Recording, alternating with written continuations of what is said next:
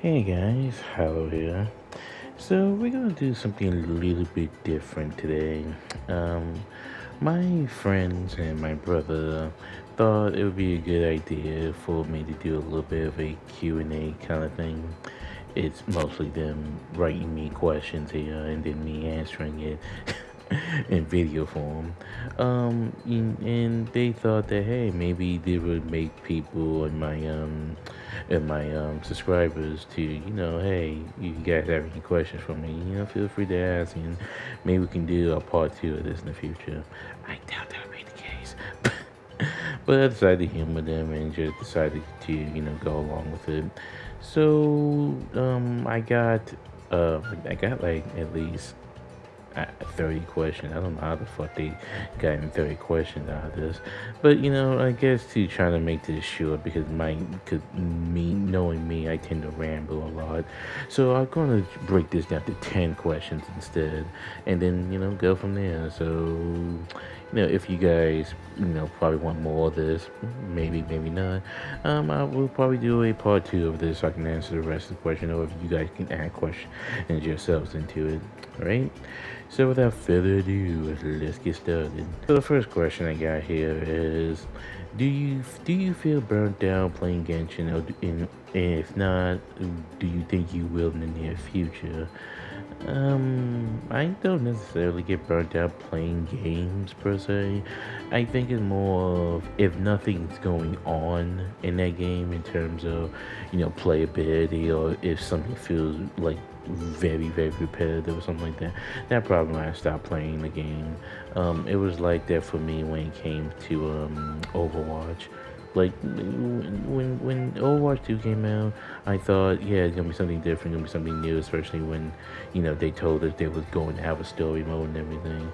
But then once I saw that it was more or less the same fucking game, just with a number two slapped to to the fucking title, I just, gave up on it, and thus I went to Marvel Rivals. Now, to furtherize this point, I was playing Overwatch since I got in the PS4, and that was around 2018 or 2019, one of those two. And I didn't stop playing Overwatch into roughly around the time, or until roughly after Marvel Rivals was out. Like I would say like a few months in when Rivals was out that I stopped playing Overwatch. So like yeah, I don't necessarily get burnt out playing the game. It's more of a case that if it doesn't hold my interest for too long, or if the game just kind of loses appeal to me, it's something that I just stop playing it. So yeah, I highly doubt I'll lose my interest or feel burnt out playing Genshin anytime soon in the future. Number two, have you ever played any other gacha games? And if so, do you have a particular favorite that you would consider uploading onto the channel?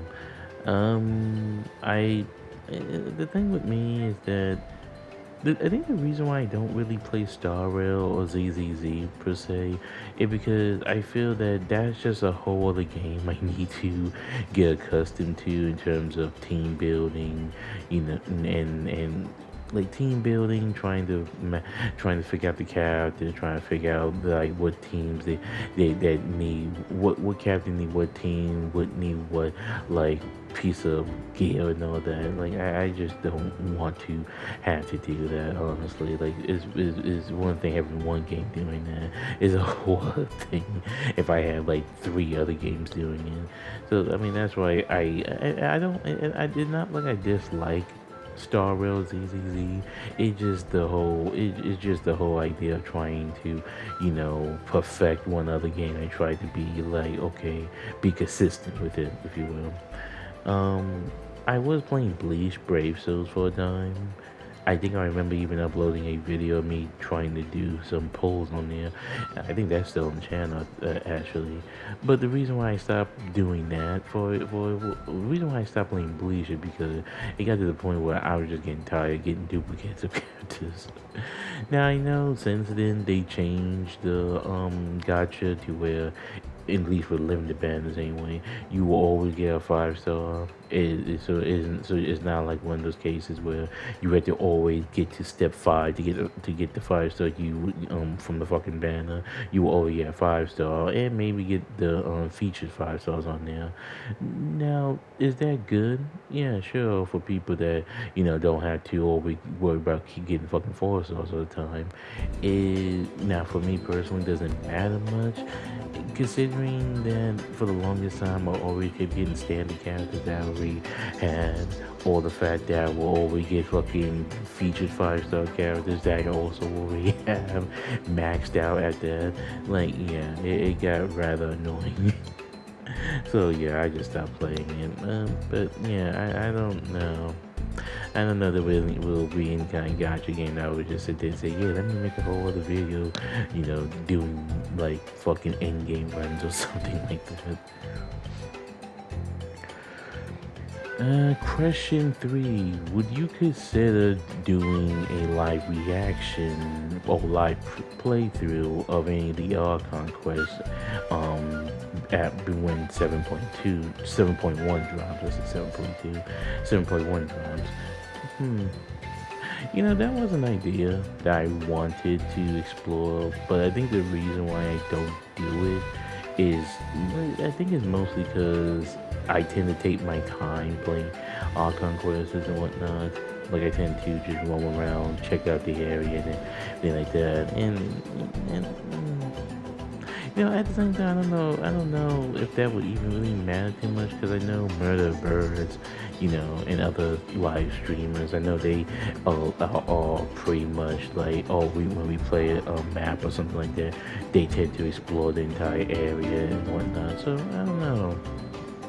Because I can say for sure that if I had recorded myself playing the recent Archon quest, I'm pretty sure you could probably gotten some lot of fucking, like yelling, screaming, me saying, "Is that person? Like, what the fuck? Who are you?" Like some shit like that. So like, I don't know, maybe that's something I might consider. Maybe I'll probably put it on a poll one of these days and ask, hey, do you guys want me to do a playthrough of Archon Quest? Yeah, that might be something I consider, maybe. Question 4. What are your favorite genre in terms of video games? My favorite genres, it varies, I guess. I mostly am a fighting game kind of person. I kind of like open world games as well. I mean, depending how decent the world itself is, anyway. I like racing games to a point. Platforming games, yeah. Platformer shooters, those are also fun to play. Because of my friend and him having me get Overwatch, I also seem to like PvP games. Depending on how fair the PvP is and at least how decent I am with it. Because I have a tendency of, if I'm trash at the game, I'm probably not gonna be playing it too often. It's kind of like, my one friend wanted me to play Overwatch, and I adapted to Overwatch eventually. Like, it took me some time, but I adapted to it, at least enough to where, I'm not losing every single damn game. And then my other friend wanted me to play a game called Gundam Battle Operations, Gundam Battle Operations 2. Now I can say for sure, I am absolutely trash at that game. Trash. Like, yeah, I might get a kill here and there, but I am absolutely horrible with the fucking game. So that's why I stopped playing it after a while, because I wasn't really having fun with it. That's the thing with me. If I'm not at least, it's not so much I need to keep winning to have fun with it. It's more of the, if I feel like I'm not contributing to the team and I'm just there kind of like followed up in the most part, I'm not really having fun with it. So that's why I haven't played it. I currently playing Fortnite with my friends. I mean, I think the funny thing about that is that we never played Fortnite, and I know at least two of my friends was always shitting on Fortnite, saying there was this, saying there was that, but because Zero Build was something that I guess they didn't wasn't aware of, then now all of a sudden they play that shit religiously now. Almost every night when I get on with my friends on the PlayStation chat, one of them is playing Fortnite, and then I end up getting dragged into playing it. It's not to say I don't, and not to say I don't like Fortnite, and not to say it's not fun, but I do not see myself playing it by myself, nor or paying money on it. So that's so like yeah, there's some appeal to it, but not enough for me to fucking commit my heart and soul to it. So. But yeah, like I said, so it varies with me. I mean, if I had to say what my least favorite genre, it would probably be horror, and I guess to a degree puzzle games. I don't mind puzzle games, but if it's like 90% of the fucking game, and knowing my attention span, I tend to fucking get a wee bit fucking annoyed when I'm sitting there for longer than fucking 10 or 20 fucking minutes trying to do a puzzle. Like your guys should have seen me during the original Resident Evil 4 era. That fucking Ashley puzzle, man. Thank God for the remake, cause Jesus. Speaking of, as far as horror, I don't mind playing Resident Evil games. Some of them anyway. It's just that I do not like horror games when I'm not in control of anything. Like say Outlast, for example. I cannot play Outlast. There's no way. There's no way I'm playing a game where I'm in first person at that. I'm in first person and I'm unable to do shit, and then there's jump scares and whatnot. Nah, son. I can't with those fucking games. That's why whenever I see those games and I see my friends playing them, I always had to tense up because again, like especially with first person view kind of horror games, I had to tense up because I always think like, yeah, something's gonna jump out. Something's gonna jump out, but you're in a fucking room that's empty. Nah, something gonna jump out. Fuck that. I seen Friday the 13th. I know what the fuck happened to him. Question 5. What is your thoughts about the whole Sony drama? Yeah, this is where I'm probably gonna be yapping for a bit. News gonna come. For those that don't know, today just happened to be the day that the Pro we want physical discs are supposedly not going to be playing PlayStation from today all the way until August 30th. That's supposed to be their game plan apparently, and this is supposed to be the thing they're supposed to stick it to Sony because of this whole them trying to remove physical discs out of the equation. Now, I'm not. I want to try keyword to keep this short because I don't want to turn this into a long ass fucking answer about this.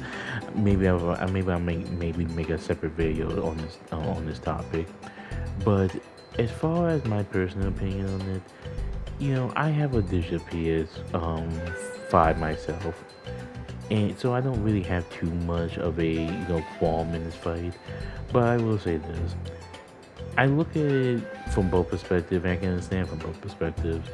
On one perspective, yeah, if you are the kind of person that is nostalgic and, been used to having physical disc games for the longest time and want to actually have some kind of, form of control with that kind of shit and not feeling as if at the moment you go buy something digital, like it's just a case of you renting it instead of you owning it because if licensing or some other bullshit happens, then they can just remove the fucking game out of your library. I can understand that. I can understand the paranoia and the slight concern for it. On the other hand, I also see that people are overthinking it and then automatically just assuming the worst of it, even if there hasn't really been no evidence of this being the case. Yes, they have removed games from the PlayStation Store, but I don't think there was ever been a case where they just removed the fucking game out your library just because they didn't have the fucking game no more. And I think the way you can really test that theory, if you happen to have a game called Jump Force, and they, stop, supporting the game, and I believe I don't think the game is even in the motherfucking PlayStation Store anymore.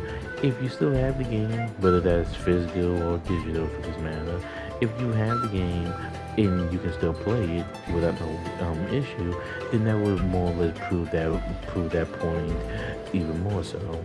So I feel that people are assuming the worst that could happen from there, and only because, oh well, since we've seen that they will remove games from the PlayStation Store, that just automatically means they will just remove the shit off your fucking console as well. So I don't know.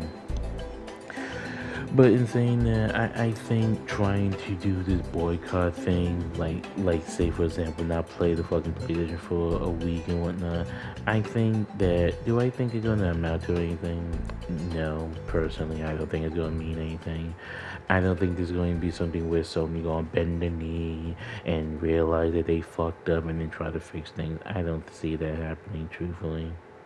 I mean, that just made me real. I just don't see them doing that because I said this so many times before. There's strength in numbers, and you often have to speak from your wallet.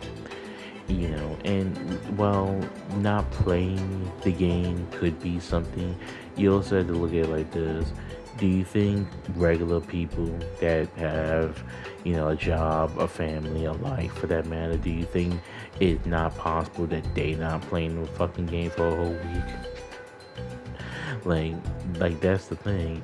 It's not like it's some uncommon thing to not play a fucking game for a long period of time.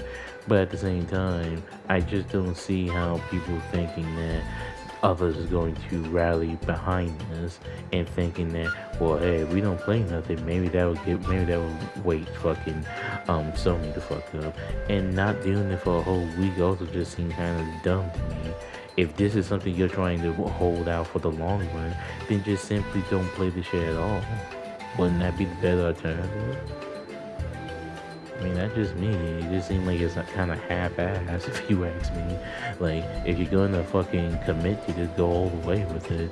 Now, unless it's just a way of saying, well, we don't want to hold out for too long because the next Wolverine game coming out, and we won't be able to play it.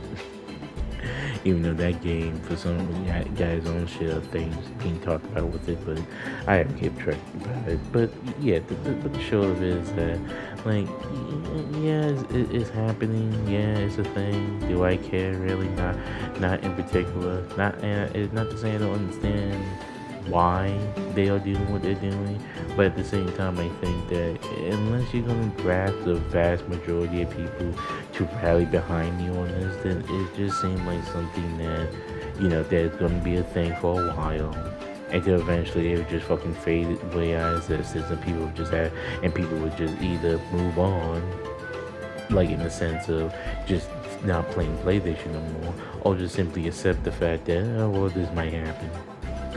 Because, the one thing you had to take from this is that unless Sony's financially, unless they dip in terms of revenue, they're not gonna care. If they moving up in revenue, then that all they're gonna matter to them. So unless it gets to the point where they start losing money or something to that matter, then everything else is irrelevant. I said this before when it came to the whole nonsense when people try to do that shit with Genshin. It's fine to be vocal and loud and yada yada yada, but unless they're losing money or unless that player count drops significantly, then it doesn't mean anything. And no amount of fucking clickbaiting fucking videos telling you otherwise is not gonna make much of a difference. I'm not in, and that's not me being, never-minded. That's not me defending Sony. That's just facts, honestly. That's just facts. So hey, I wish them the best. I'm not participating. I'm still gonna play my fucking PlayStation tonight. But hey, more power to them. Question 6: do you miss doing rant videos? And if so, would you consider going back to it? Also, Also, what have your thoughts been on this scenario so far? Do I miss doing rant videos? Kind of yes, kind of no. Kind of yes, because this ought to be things that will happen that I will see, whether that few shorts or something like that, that I really, really want to talk about, that I really want to discuss about. But then on the other hand, I say I don't really miss them too much because the one thing that I never liked, and this had no, and this is nothing towards the people that says it, nothing at all towards them. But the problem I often have whenever I speak my mind about things is when people would tell me, "Oh man, don't focus on that. Don't worry about it, man. Just do your own thing, whatnot." I appreciate the sentiment and all that, and again, I want to make it clear, this is nothing towards them, but I always hated the notion that when people do or say dumb shit, you as the individual that probably upset about it, or at least have something that you want to say about it, need to be the bigger person and just not saying anything. I never liked that notion. I really don't. I really don't like the notion of people like saying and getting to do whatever the fuck they want. And then when I want to say something or do something, I need to be the bigger person and not do anything about it. Like, yeah, I get it.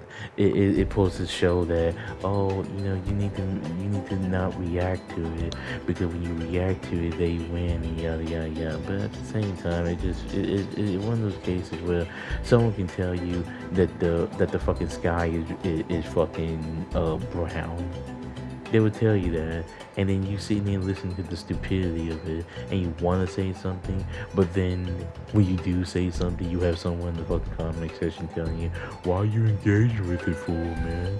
You should just be the big person, not talk about it. Do your own thing. If they want to be stupid, let them be stupid." But yeah, but like, it's so hard not to call it out, you know what I mean? Like, I'm sure everybody had that one. I'm sure everybody had that one moment in their life where they saw something or heard something incredibly fucking dumb, and they could not help but either comment out on it or or say something to somebody's face about it. Like, yeah, it's one thing if you saw someone do something and none of your business and you just kept on moving. It's another thing when somebody might say something that just defy all kind of fucking logic, and then you had to try to bite your tongue until you realize, like, damn, I know if I say something, I'm gonna get involved in some shit. Like, like, that's how it is for me. So, like, that's why I say, like, yeah, I kind of miss ranting about certain shit, but at the same time, I just know that the moment I do it, I'll get somebody in the comment section telling me something this about the other. Again, nothing towards them. It's just, I just don't like that notion too much. I really don't. So, yeah, it is what it is. As far as have I been liking this now? Yeah, I've been liking it so far. I enjoy the area, enjoying exploring whatnot. I really need to get onto those world quests though. Cause I know there's probably a particular order I'm probably playing them in, but yeah, I need to get those world questions done. I want to be able to try to get questions done before the next update. That was my vow when this new update slash version slash region drop. Then I was going to try to complete the world quest and whatnot before the next update.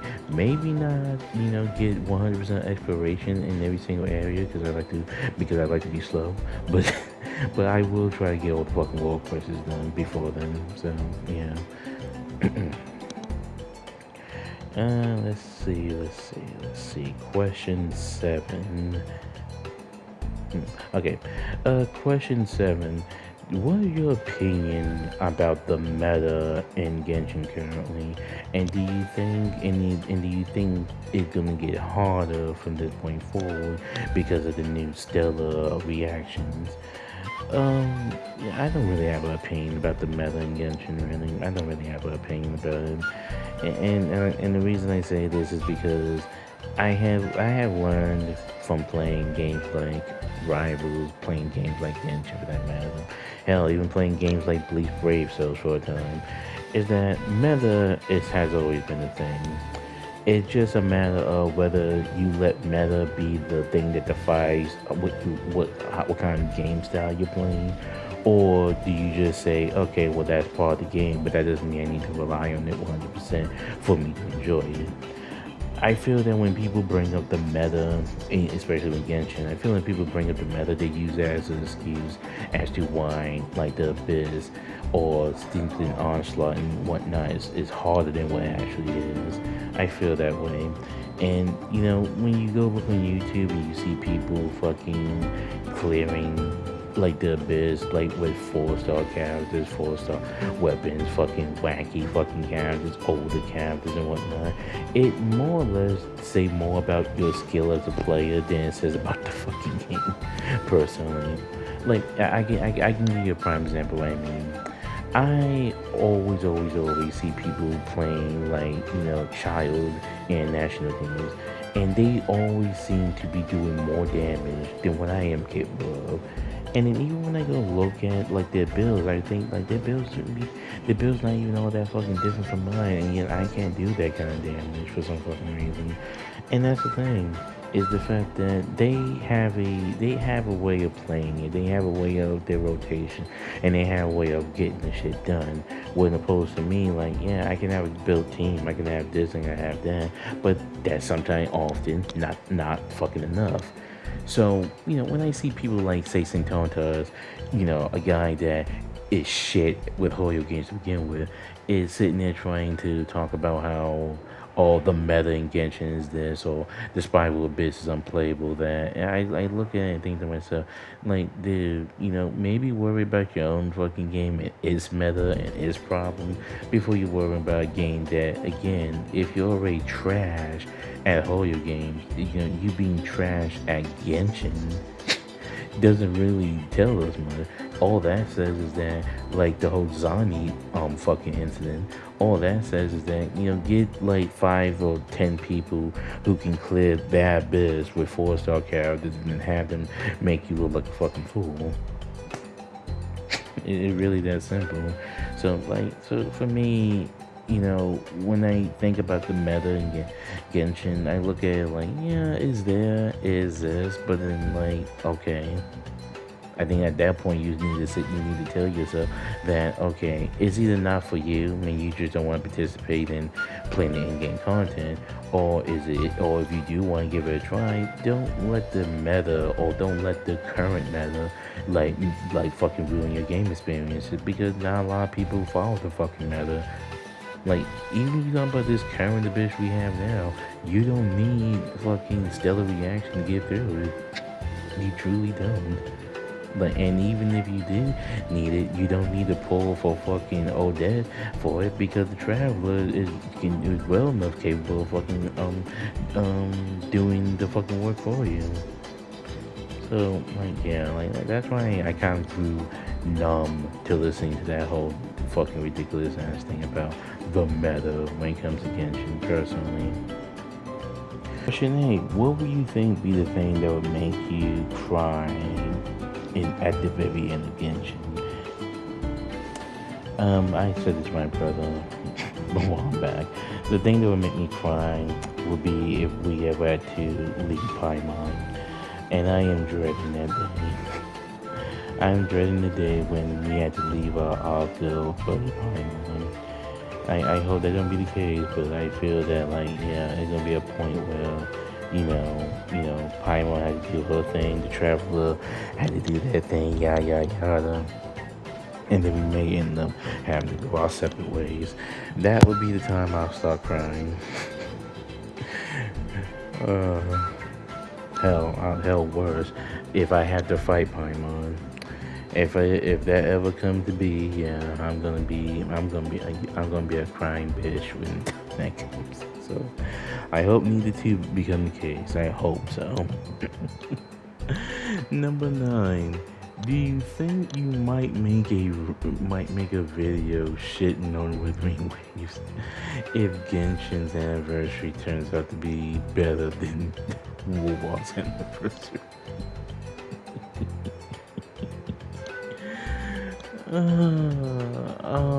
Hmm.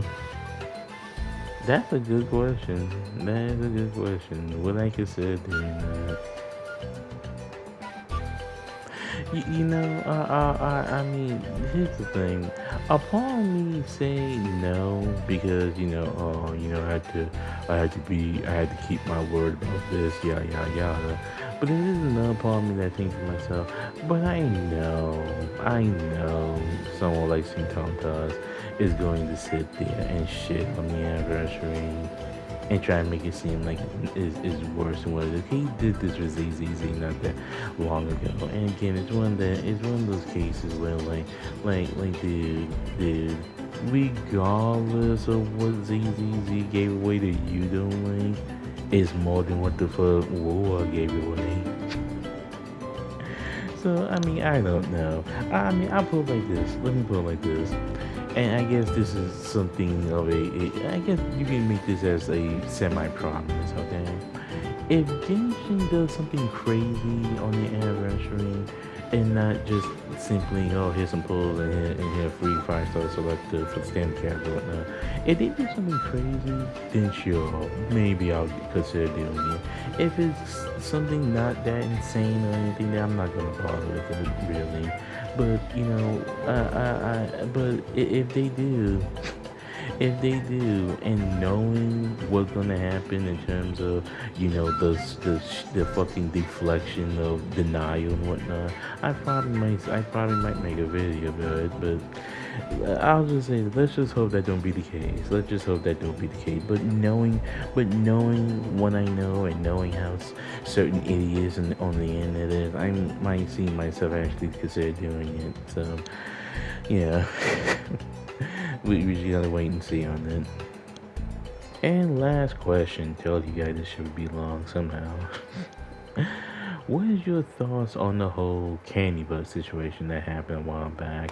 A lot of people got on her case for the 2 videos she made, and of course the detractors, aka the CCs from the Woo Bay, decided to jump to her defense and whatnot. Even the Nigerian perspective has said that the Genshin community failed her because she had an opinion.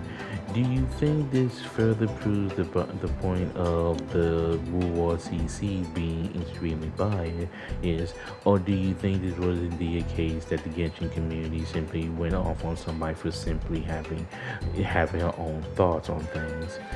I'm going to keep this short, and I'm not going to stretch this out. So I'll say just a few words, and then move on from this.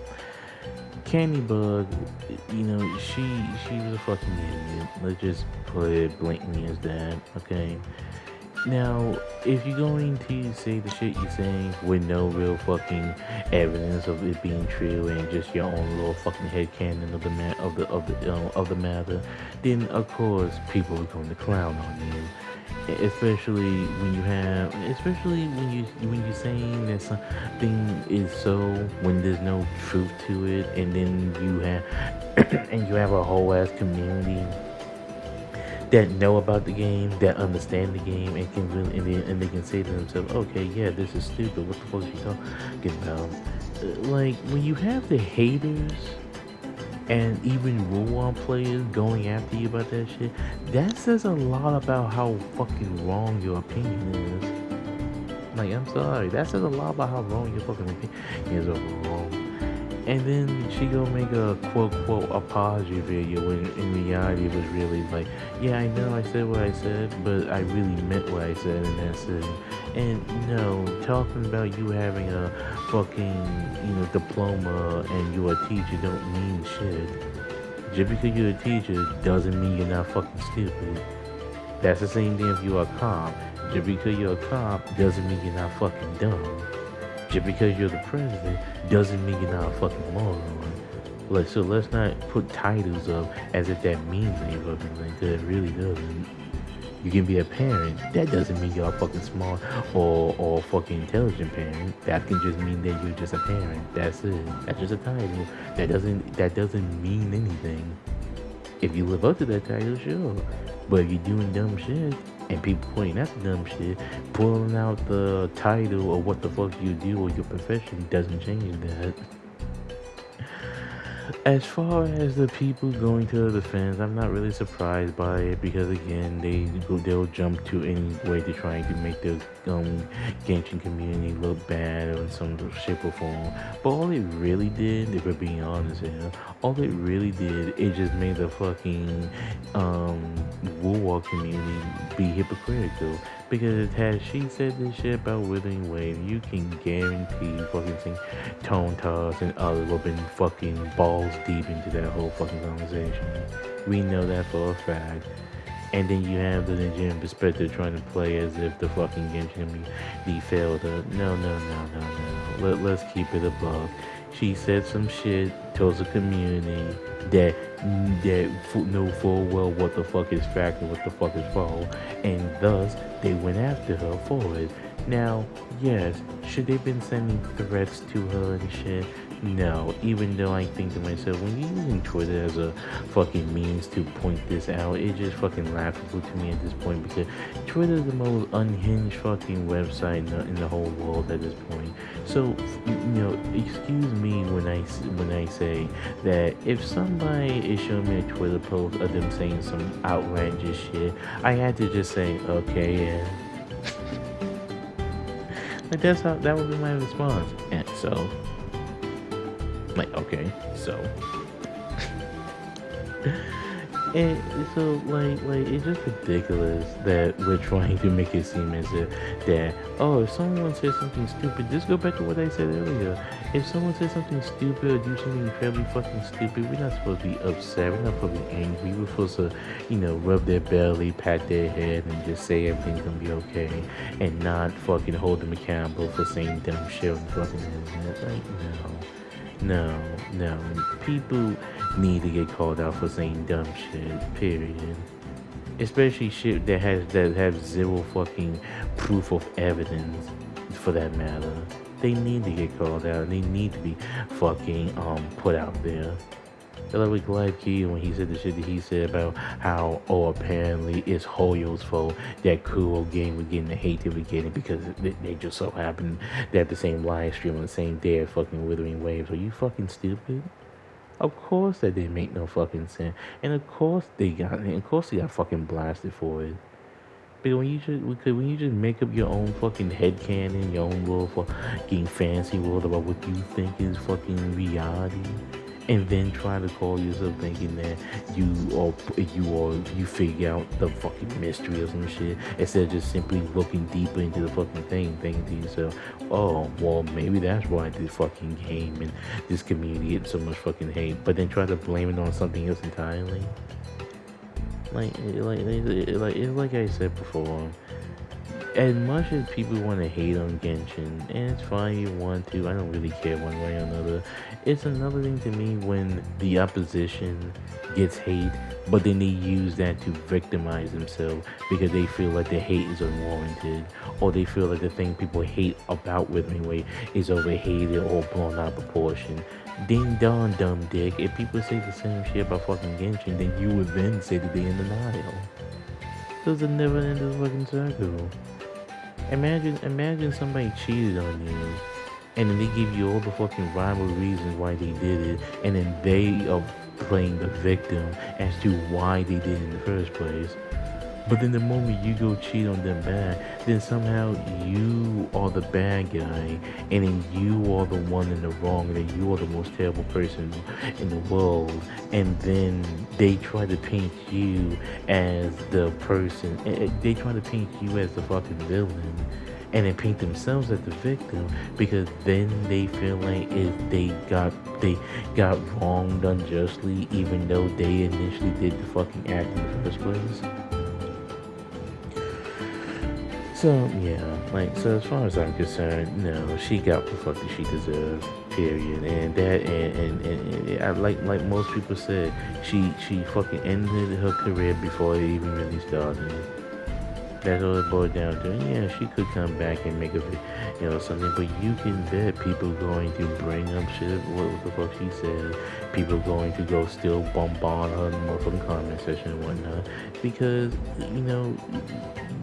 if you're gonna make a video, right? If you're gonna say something in the internet, you have to be clear about what your intentions are. If your intentions is simply trying to get views and subscribers, sure, you manage to do that. But then you understand that when you go up, when you're saying some shit about a community, especially a community that's big as Genshin and whatnot, you have to think about what the fuck is being said and how the fuck you're going to be saying it. And people go after you for it. That's not a case of the community being bad. That's a case of somebody invading in their community, saying the most dumbest shit possible, and then thinking they can just walk out of it without being called out. No. And no matter what the fuck the rule on CCs would say, if that had happened with them, they would have done the same thing. And I'm pretty sure when that whole anniversary thing happened and people were shitting on the anniversary, who was the ones trying to defend it? Who was the ones trying to make it seem as it wasn't as bad as people made it out to be? Same thing with the spending event. Same thing with the fucking collab. So it's easy to try to play the white knight when it's something you hate. It's easy to do that.